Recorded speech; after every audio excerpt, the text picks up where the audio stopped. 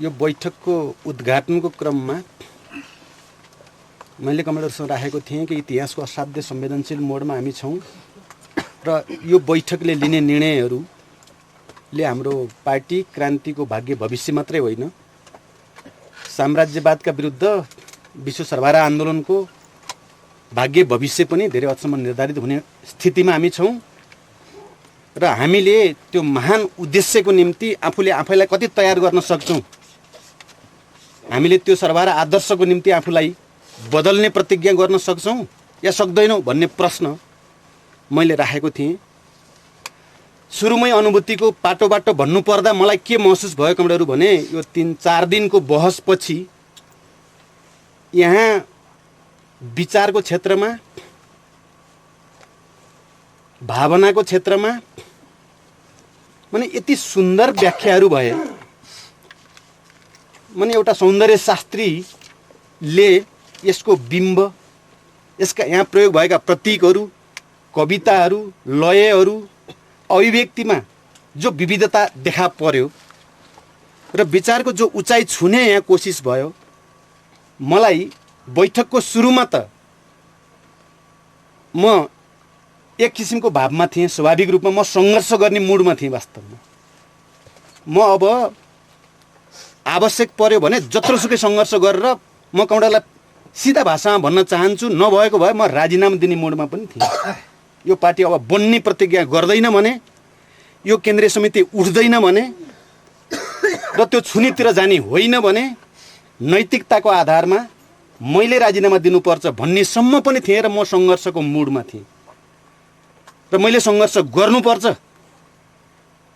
नेपाली सर्वहारा वर्गको निम्ति, नेपाली जनताको निम्ति, विश्व सर्वहारा वर्गको निम्ति र विश्वभरिका साम्राज्यवाद विरोधी जनताको निम्ति। अर्को भाषामा मैले विद्रोह गर्नुपर्छ भन्ने पनि मलाई भइराखेको थियो। त्यसकारण म असाध्य आक्रामक मुडमा चाहिँ प्रस्तुत हुने स्थिति मेरो बनेको थियो। त्यसो नगरिकन, त्यो विद्रोह र त्यो आक्रमण नभइकन, त्यो विचारको आक्रमण, भावनाको आक्रमण पनि, मुख्य कुरा चाहिँ आफूले आफैलाई बदल्ने, 21औं शताब्दीका चुनौतीहरूको सामना गर्न लायक एउटा नयाँ पार्टी निर्माण गर्ने, जसलाई नयाँ क्रान्तिको थालनी गर्ने भनियो। म त्यो मुडमा थिएँ कमरेडहरू। तर छलफल बहस अगाडि बढ्दै जाँदा र यो अन्तसम्म आइपुग्दा मैले आफूले आफैलाई फेरि अहिले असाध्य फुच्चे जस्तो फिलिङ भएको छ। मलाई अनुभूतिको कुरा गर्नुहुन्छ भने यति सुन्दर ढङ्गले यहाँ विचार र भावनाहरू व्यक्त भए, यति उचाइबाट व्यक्त भए, सबै जोड्दा त यो केन्द्रीय समितिको सबै भावहरू, प्रतिबद्धताहरू, प्रतिज्ञाहरू जोड्दा निश्चित रूपमा कोही पनि व्यक्ति त्यसको अगाडि फुच्चे हुन्छ। मैले अहिले महसुस गरिरहेको यति महान छ हाम्रो पार्टी, हाम्रो केन्द्रीय समिति, हाम्रा लिडरसिपका कमरेडहरू, हाम्रा कमान्डरहरू, हाम्रा जेनरलहरू भनौँ, एउटा ठुलो लडाइँ सिद्धिया जस्तो, एउटा ठुलो मोर्चा भव्य सफलतामा टुङ्गिएको जस्तो र आफूले आफैलाई जुन अनुभूतिको साथ प्रस्तुत गर्ने मैले कोसिस गरेको थिएँ, त्यो अनुभूति अर्को ठाउँमा रूपान्तरण भए जस्तो, हामी सबै एउटैमा विलिन भए जस्तो। अब यहाँ कोही व्यक्ति विशिष्ट भन्ने केही पनि छैन। हामी सर्वहारा वर्गको, 21औं शताब्दीको सर्वहारा वर्गको यस्तो एउटा फ्युजन भयौँ। हामी यसरी फ्युजन भयौँ, यो केन्द्रीय समिति सँगै यसरी फ्युजन भयो कि व्यक्ति हरायो। हामी सबै हरायौँ। अब हामी कोही छैनौँ। यो बैठकमा आउनुभन्दा अगाडि निश्चित रूपमा कमरेडहरूले असाध्य राम्रोसँग यहाँ व्यक्त पनि गर्नुभयो। हामी सबै कोही सिङजुरा लिएर आयौँ। हामी सबै आफ्नै आफ्नै योजनाहरू, आफ्नै आफ्नै हितहरू, आफ्नै चाहनाहरू र त्यसको निम्ति लड्ने ढङ्गले हामी आयौँ। हामी अलग अलग भएर आयौँ जस्तो लाग्छ। हामी एक व्यक्ति भएर आयौँ र यो बैठकभित्र दस्तावेजमाथिको छलफलको क्रममा हामी सबै व्यक्ति हरायौँ। अहिले मलाई वास्तवमा भन्नुहुन्छ भने सीएम भएको जस्तै मलाई लागेको छ। विलिन भइयो, हामी सबै फ्युजन भइयो। हामीले भन्दै आएको छौँ। हुन त हामीले धेरै ठाउँमा यो फ्युजन शब्दको प्रयोग गर्ने पनि गरेका छौँ, कोही ठाउँमा सही ठाउँमा, कतिपय गलत ठाउँमा पनि प्रयोग गरेका छौँ। तर यो महान फ्युजन, महान विलयन सर्वहारा उद्देश्यको निम्ति, मानव जातिको सुन्दर भविष्यको निम्ति, सबै उत्पीडित जाति वर्ग समुदायको मुक्तिको निम्ति एउटा यस्तो महान, यस्तो एउटा महान फ्युजन जसले एउटा असाधारण ऊर्जा शक्ति पैदा गर्छ। किन ऊर्जा, इनर्जी, सर्वहारा बरको इनर्जी यही फ्युजनमा मात्रै हो। विचारको फ्युजन, भावनाहरूको फ्युजन र त्यसले पैदा गर्ने शक्ति। किनकि मान्छेभित्र हामी सबैलाई थाहा छ असीमित क्षमता पनि हुन्छ। त्यसले सही वातावरण पायो, सही ओरिएन्टेसन पायो भने प्रत्येक मानिसहरूभित्र यो विश्वलाई नै प्रभावित गर्न सक्ने ऊर्जा पनि हुन्छ। पाएन भने यी प्रत्येक मानिसहरू भिडमा बदलिने र त्यसको औचित्य, त्यसको भूमिका इतिहासमा चाहिँ सामान्य किरा कर्कटको भन्दा बढी नहुने पनि हुन्छ। मार्क्सवादले हामीलाई के सिकायो? समाज विकासको क्रममा त्यहाँसम्म आउँदा विचारको यस्तो एउटा अद्भुत उचाइ, एउटा अद्भुत स्पष्टता, अद्भुत वैज्ञानिकता यस्तो प्रस्तुत गर्यो।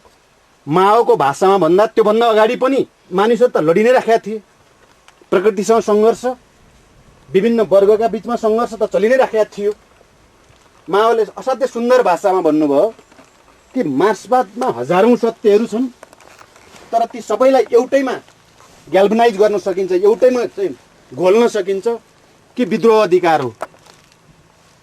विद्रोहको अधिकारलाई संस्थागत गर्यो, त्यहाँदेखि धरती हल्लियो, पुरा विश्व कम्पायमान भयो र यस्तो एउटा शक्ति पैदा भयो जसले हजारौँ वर्षदेखि शासन गरेका शासकहरूलाई, शोषकहरूलाई उनीहरूको स्वर्गमा धावा बोल्यो भन्ने जो व्याख्या छ निश्चित रूपमा हो।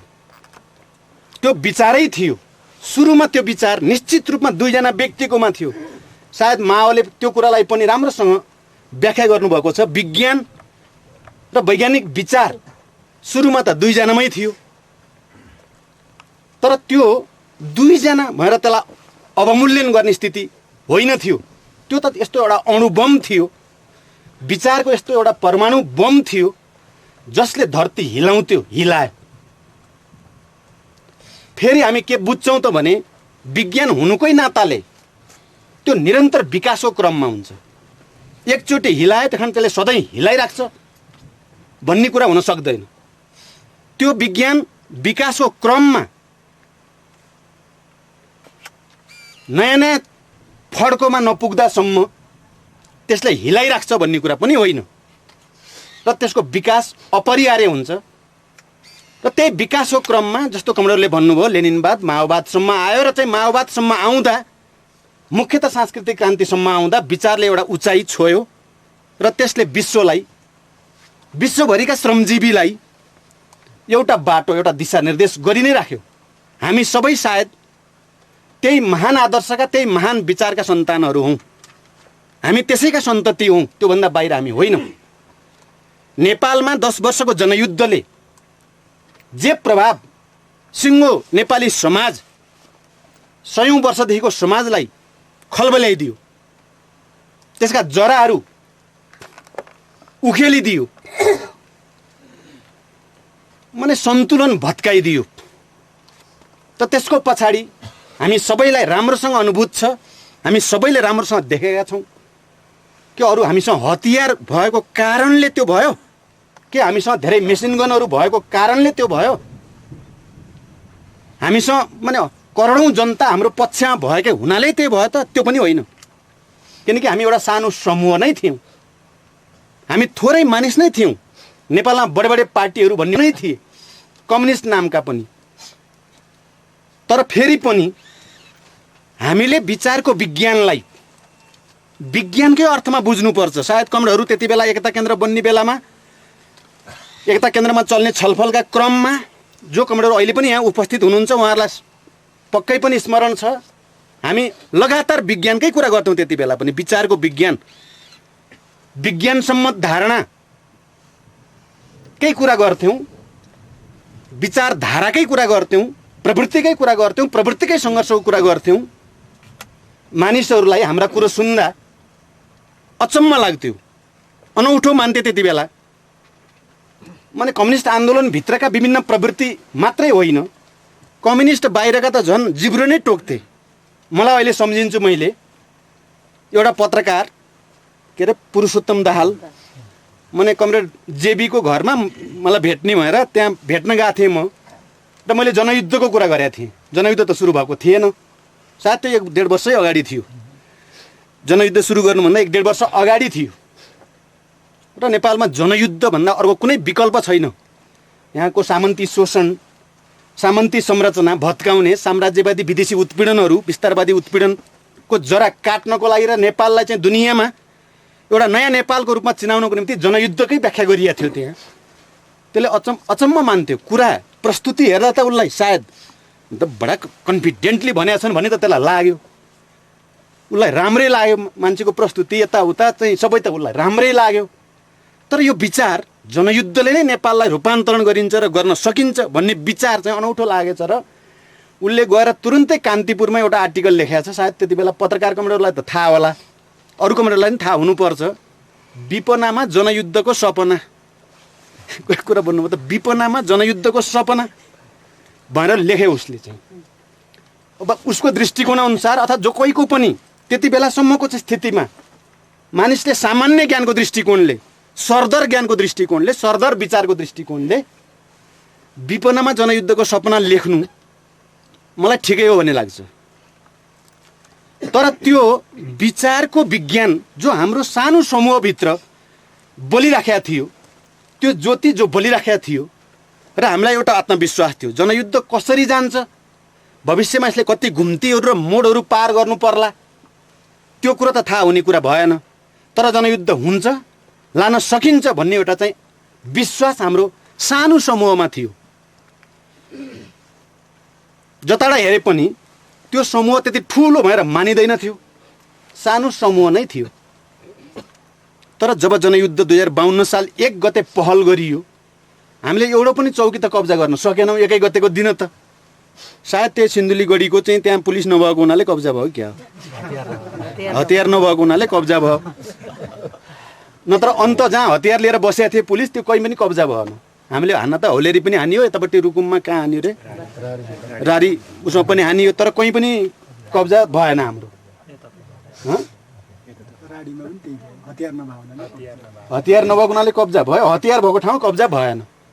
तर त्यो एउटा यस्तो उद्घोष थियो, त्यो यस्तो उद्घोष थियो, विज्ञान आधारित विचारको उद्घोष थियो। त्यो उद्घोषले के गर्यो त भने हतियार कब्जा नभए पनि विचारका गोलीहरू, विचारका रकेटहरू काठमाडौँमा प्रहार हुन थाल्यो र त्यसले सिङ्गो समाजमा तरङ्ग 15 दिनभित्रमै नेपालमा एउटा यस्तो ठुलो तरङ्ग, यस्तो एउटा महान फड्को, यस्तो क्रमभङ्गको त्यसले प्रतिनिधित्व गर्थ्यो।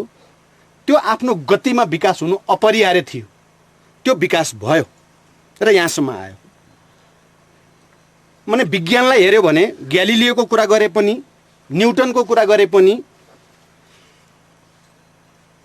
माने तमाम वैज्ञानिकको कुरा गऱ्यो भने कयौँको त 100औं वर्ष लाग्यो त्यो विज्ञान साबित हुन, त्यो विश्वले मान्न।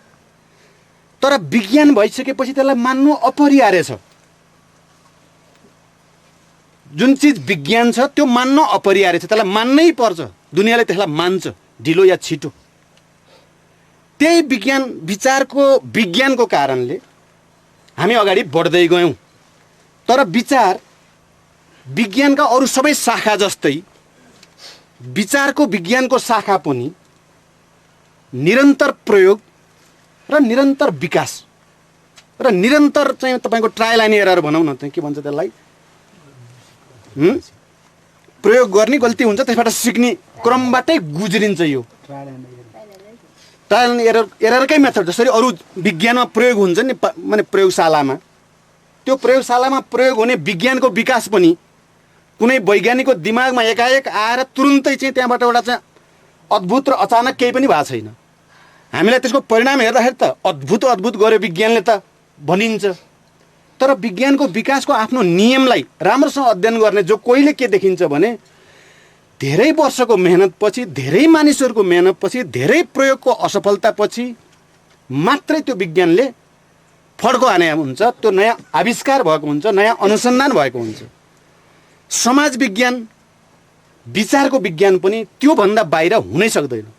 तपाईँ हामी परिकल्पना मात्र गर्न सक्छौँ, तपाईँ हामी आदर्शवादी ढङ्गले भन्नु मात्रै सक्छौँ कि यस्तो महान विचार पैदा भइदिए हुन्थ्यो हामी कहाँ, हाम्रो यस्तो महान नेताहरू पैदा भइदिए हुन्थ्यो, हाम्रो पार्टी यस्तो भइदिए हुन्थ्यो, त्यस्तो भइदिए हुन्थ्यो।